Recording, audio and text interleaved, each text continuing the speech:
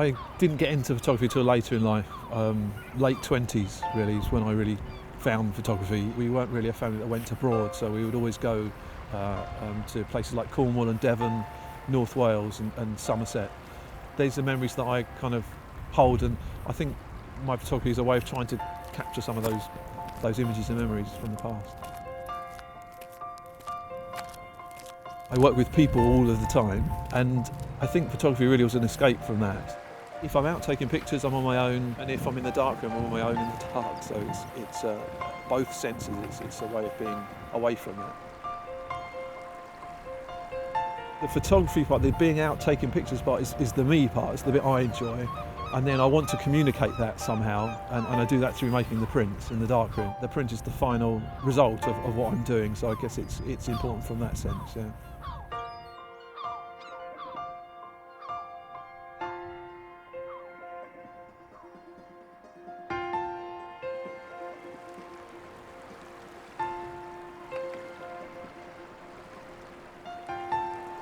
There's a small, tiny laser cut pinhole in the middle of the camera, and that's where the light comes in.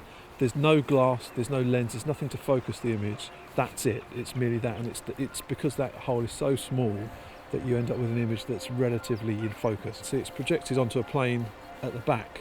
That's what captures the image. So the light hits the film is sensitive to light, so it forms an image onto that. It's a pinhole camera.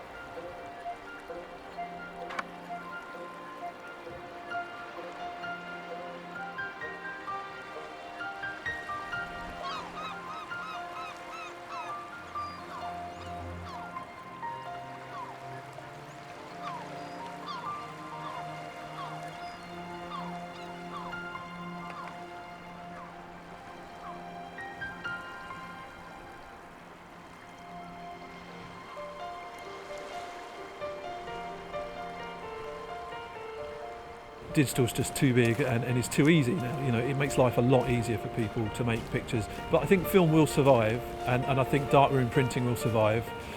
It's a process that includes grey areas rather than ones and noughts, and digital is all about the ones and noughts.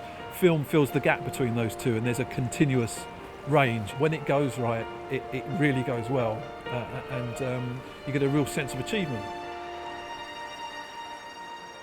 It's quite a personal experience, and I notice things that attract me to them. It's the challenge itself that is what keeps me engaged with the process. Whilst there's nothing wrong with using digital cameras and using Photoshop, at the end of the day it's about the picture.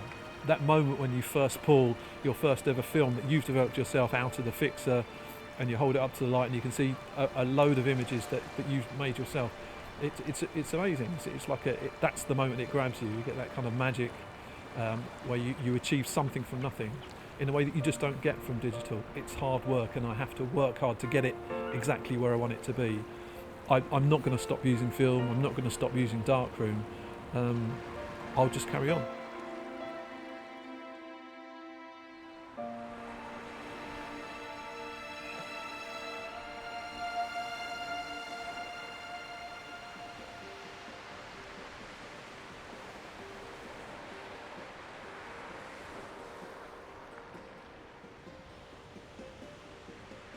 As long as I can remember, I've had an urge to be creative. Even as a small child, I used to draw and doodle over every available surface, much to my mother's disgust. This just seemed to be another way to express my creativity.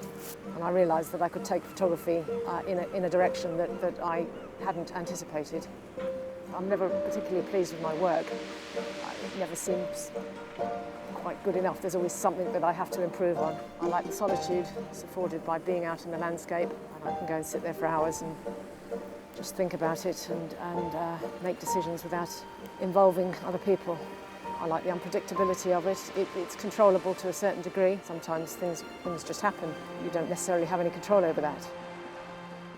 It's been said by many people that landscape photography is very traditional and could do with a kick up the backside.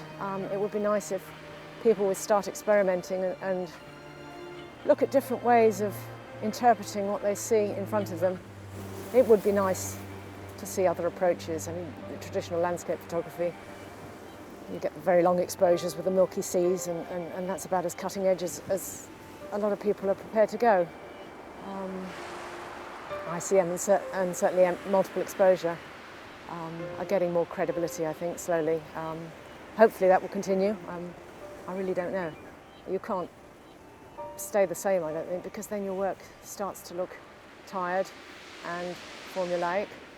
I'm trying to do with a camera what I couldn't do with a paintbrush. I tried to paint for many, many years. Tried copying the styles of many of the painters that I admired. I realised how desperately difficult it is, and photography is so much more portable than painting. I'm very much reliant on the technology that provides the options that I need to make the images that I want to make.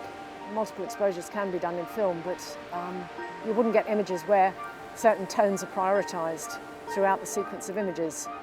You just get a very sort of translucent, layered effect. I don't have the patience for carry loads of lenses around with me. I like to be spontaneous, and I suppose this is the way of shooting that allows me to do this.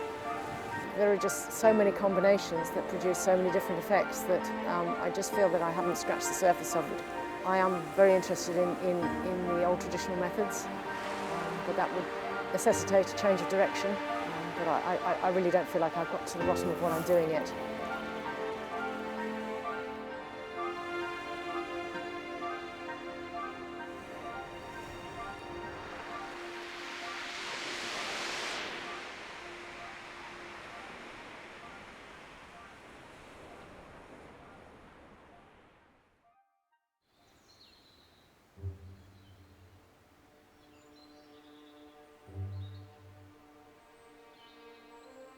I first started photography as a kid because going into the darkroom is a magical place, and magic things happen.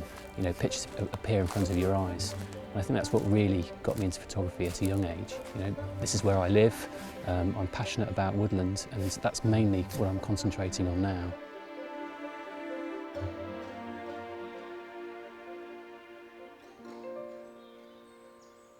There is an aesthetic of imperfection that comes with using old cameras, old tools, old film, and printing in different ways that can maybe bring a bit more of the emotion and the passion and the way I was feeling when I was making the image.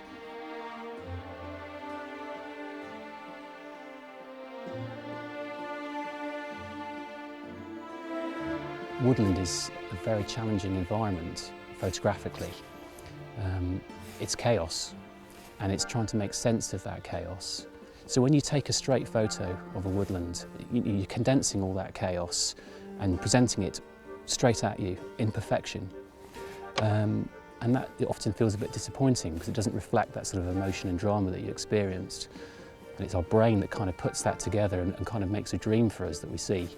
And we're just trying to sort of replicate that sort of feeling. And this is the tool that I've chosen for the job. These lenses are hand ground by some bloke, in the 1800s. They are very imperfect tools, but they do tend to replicate how we see the world, because we don't see the world perfectly like a photo is.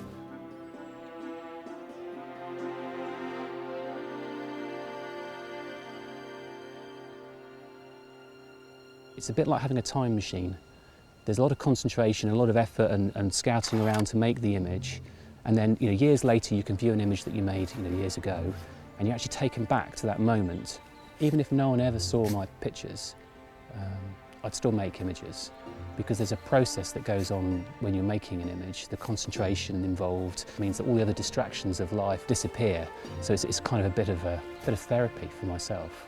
We're all on this journey that has an inevitable end, and it's interesting to kind of share those images of things that live far longer than we do. There are trees here that 500–600 years old, and that's a sense of scale and a time scale that's difficult to kind of accept as a human. It's quite a privilege, really, to be able to do this just for the love of it, rather than having to grind at it, because that would distract from what you do. It would distract from the way you make images, and would certainly have an impact on what you're producing.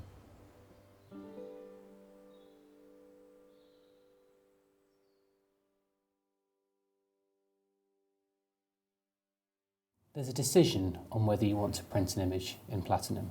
and it's not a decision that you take lightly. So it's something you're going to reserve for your best images.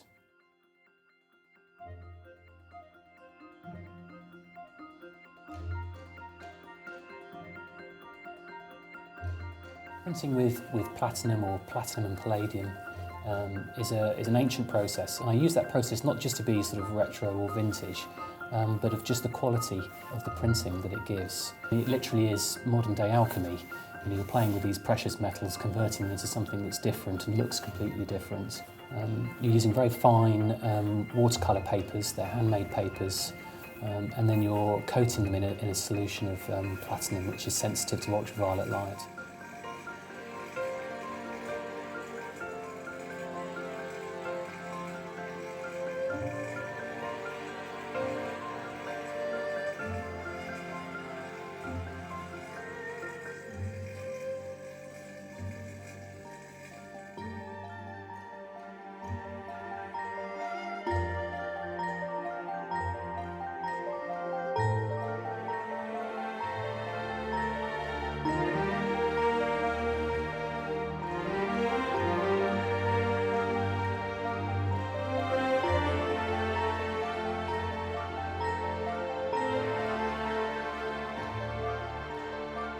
It's still the most archival form of printing known to man, because you're essentially seeing just a metal on paper. It's actually bound to the cellulose in the paper itself. So you've got an image that lasts for a very long time and has some beautiful aesthetic qualities to it.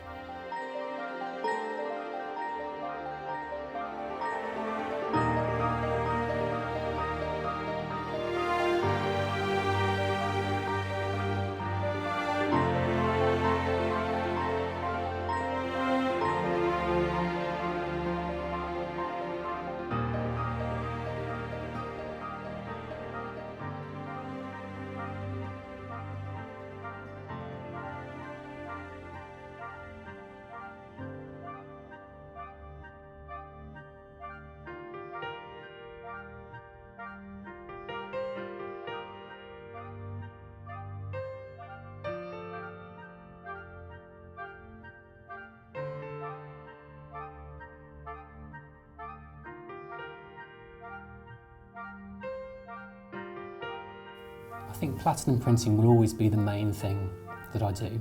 I prefer that abstraction from reality, that dream, that like capturing a memory of what you saw.